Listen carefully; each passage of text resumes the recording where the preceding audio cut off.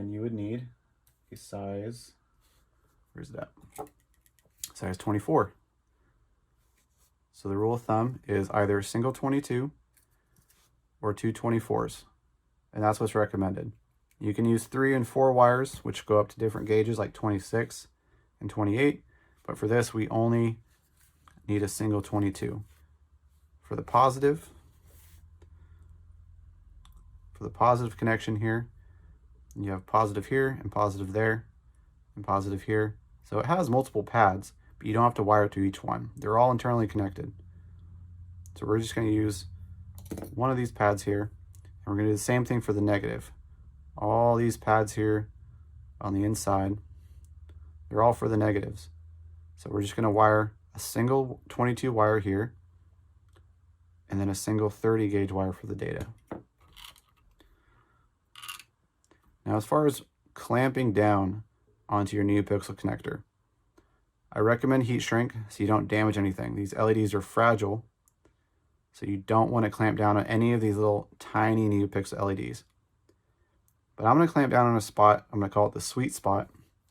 It's going to be right here on this positive pad, because directly on the other side, there's pretty much nothing here. On the very edge, there's no traces, there's no LEDs. So for me, this is my safe spot, where I know I can safely clamp and hold it right here, and not worry about damaging anything. Now, some may disagree, and some may use a sort of a little mini vise, a desk vise, and that's totally fine. I'm just saying this is how I do it, and I've not had any issues ever. So I'm going to pretend one pad, pad number 2, pad number 3. I'm going to get my 22 gauge wire from my positive, measure it out.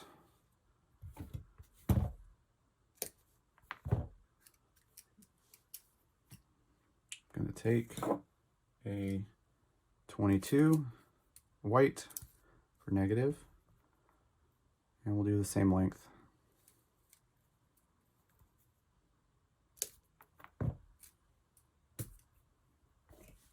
And a 30 green for data, same length.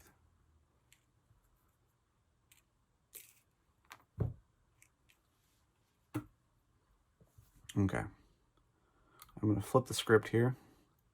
This is another sweet spot, which is right on the data pad. And I'm only doing that so that when I solder to these pads right here, I can come in from the left, because that's easier for me. So I'm right-handed, and I hold the wire with my left hand. So I grip, strip, flex, and tin.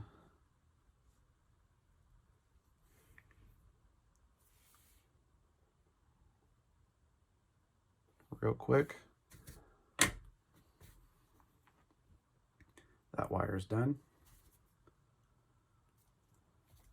Grip, strip, flux,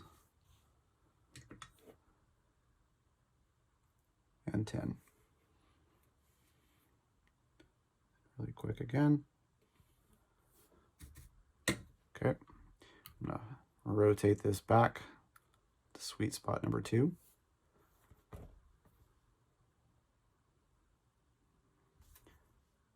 We're going to go take care of this NeoPixel wire.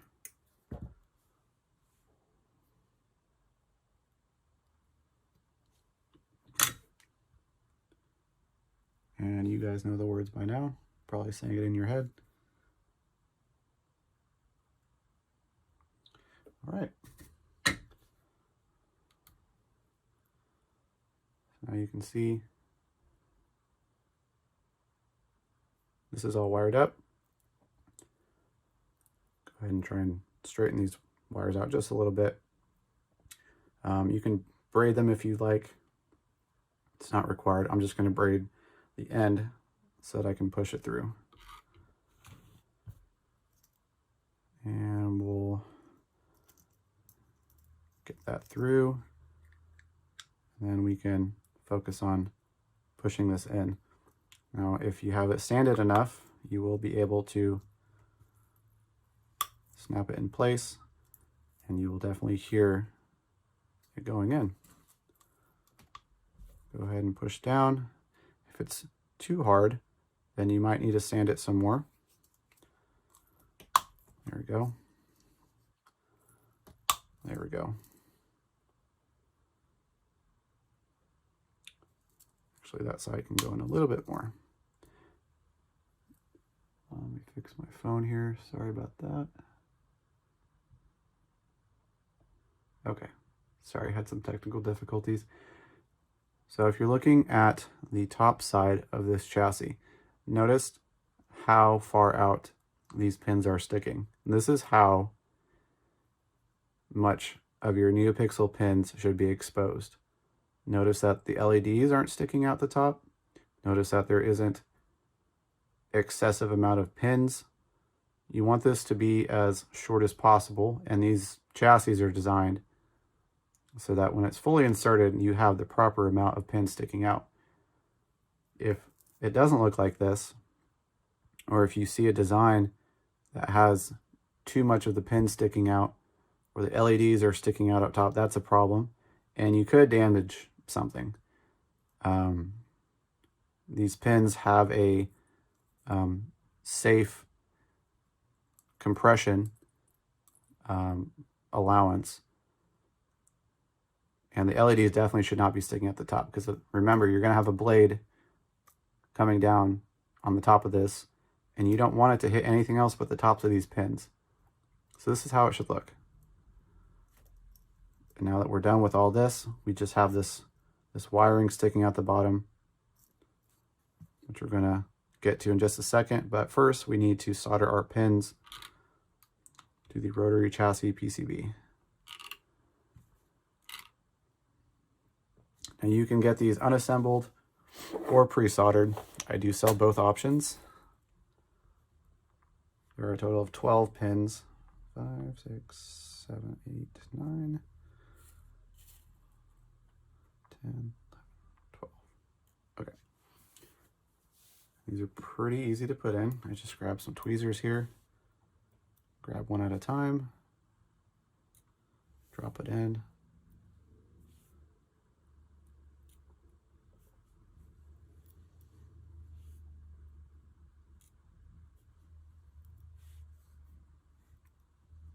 Sometimes when you go to put these set in place, you may have to press down. They may have more of a snap when you put them in. Just kind of depends on the hole size. But generally they're sized accordingly and appropriately, so you won't have to do anything other than just drop them in like that.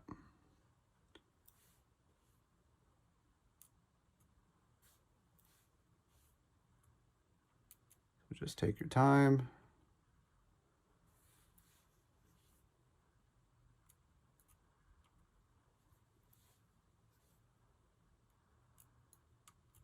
Okay.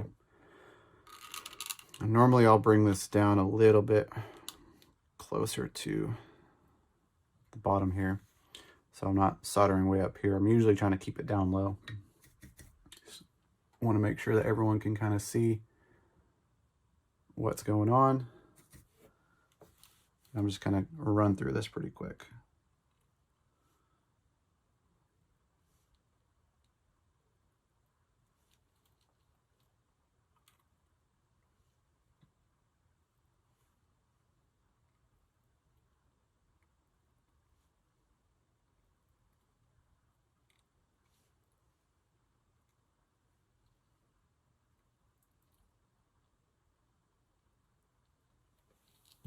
Okay, so those are all now soldered in place. Haven't pre-tinned the pads yet. And then always just kind of check on the back side, make sure that you didn't get any excess solder to seep through. Just go ahead and make sure everything can compress. And once that's good, just go back and pre-tin the appropriate pads. So remember that we have one positive wire for the NeoPixel, one negative wire, two switches, a ground, and a data line. I'm going to go ahead and just pre-tin everything all at once.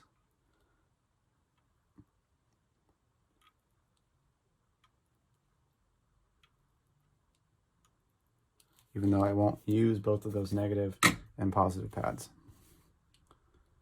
Okay, just going to set that down for just a sec. So like the other chassis, we're going to trim some of these wires down a little bit.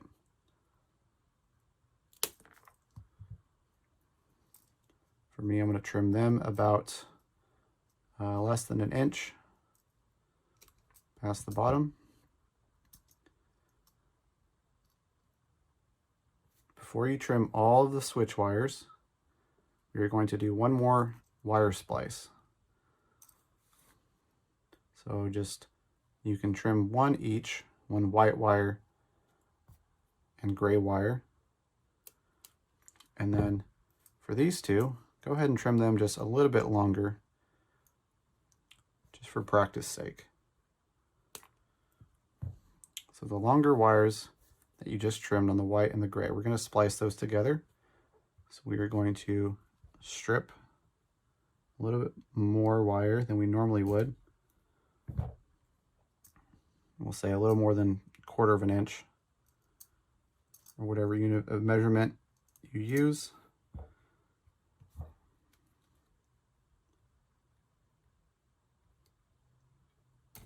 Okay. So we're going to do another sort of wire splice here. So you get your wires, kind of line them up next to each other so that they're even lengths.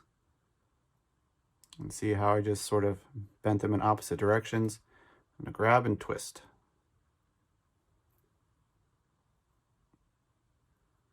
There we go. Flux it up and pre-tin. Okay, now those are stuck together. Go ahead and snip a little bit of excess off. So now when you solder these, try and keep them together and solder together as one to the ground pad. And let's take care of the rest of these wires here. First, let's clean up our trimmed wire.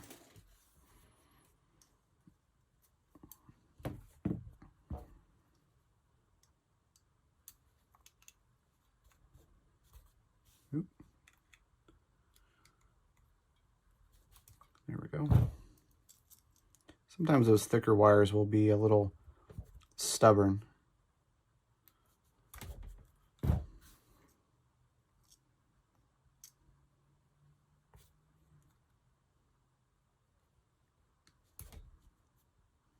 Let's make that a little bit longer. There we go.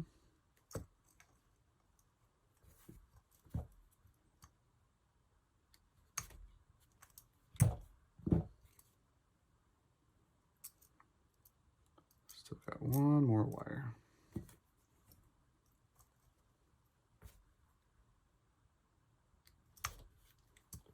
All right. And then all of those are stripped. We're going to pre-tin everything again.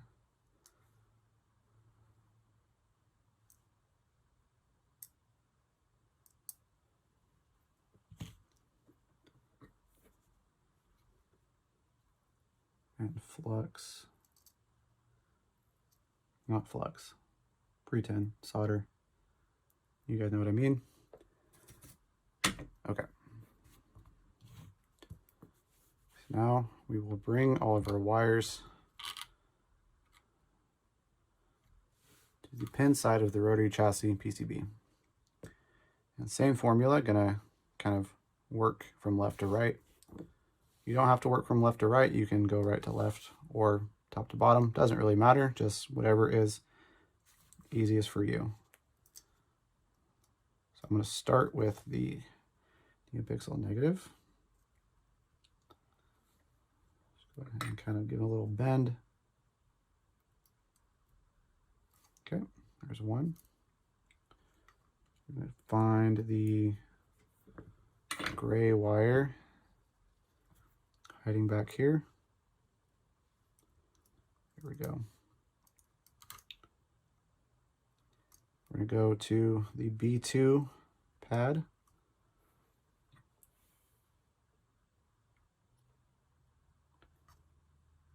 And then right above that is data.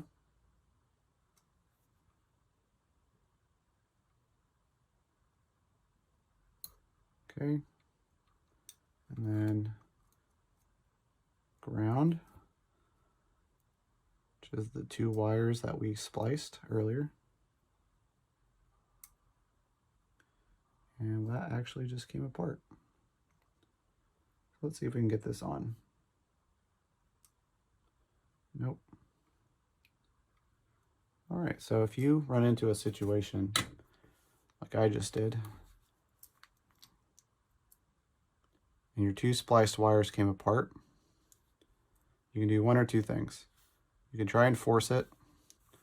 Basically, you're going to go back and re-solder these together, which is actually what I'm going to do here.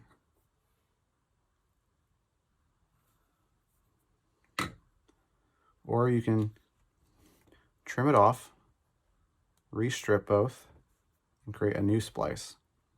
And I think the reason that that just came undone is because I trimmed that a little bit too short. So if I were going to do that again, I would leave that a little bit longer, and I would actually hold this a little bit tighter, more towards the base, and solder them like that. And see, that just went on just fine. All right, so now I'm moving on to B1.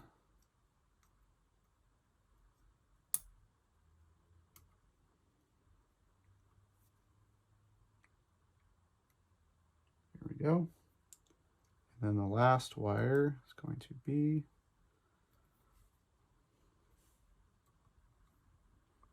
positive. Just go right here on the side. Okay. So you got all your wires soldered to the pin side of the Rotary Chassis PCB. Now I know from the few that I've done that this will not go in on a press fit, so you'll need to use probably a little bit of glue in this situation, or maybe not. Let's see how this one goes. What is holding this up?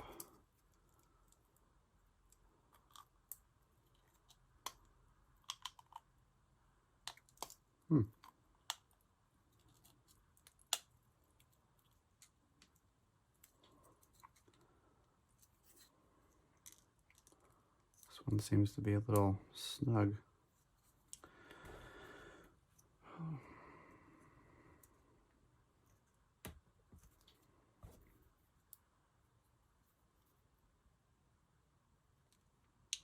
Okay, so let's go ahead and take that back out.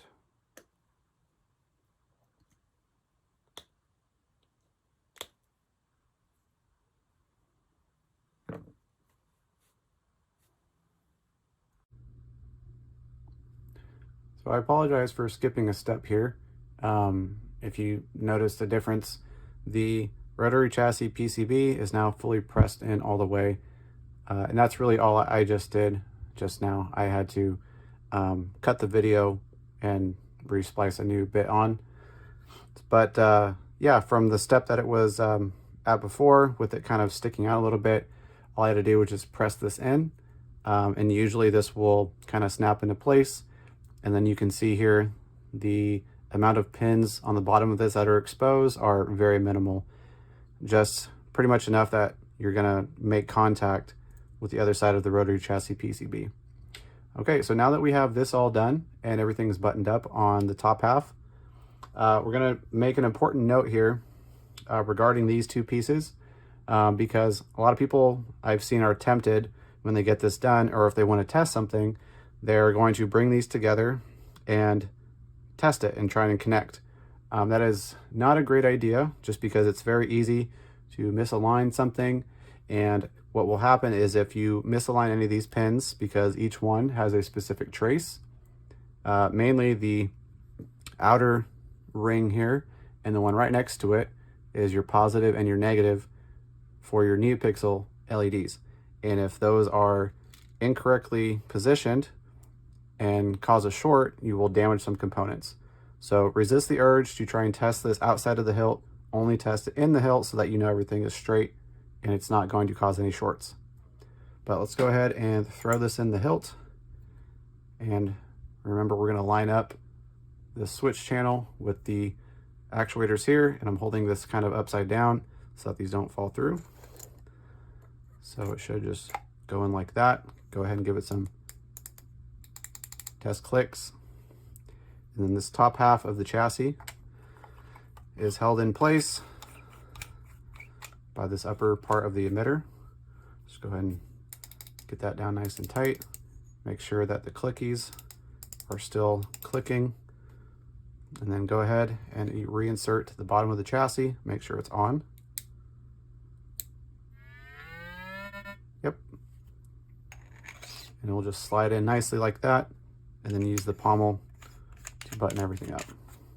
And then the moment of truth.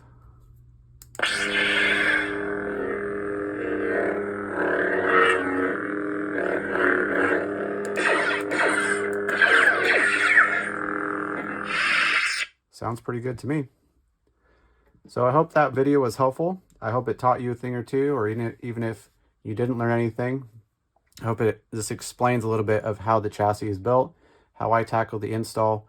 And for those who are newer and looking to get some tips and tricks, hopefully that was helpful.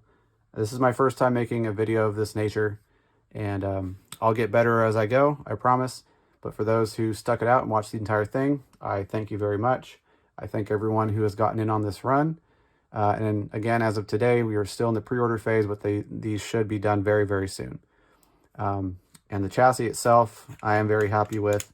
I thank James from Jimmy Saber Junk again for designing it, making something really easy to install, simple and clean. I think people are going to really have a nice time with these, and nothing's going to be too crazy difficult.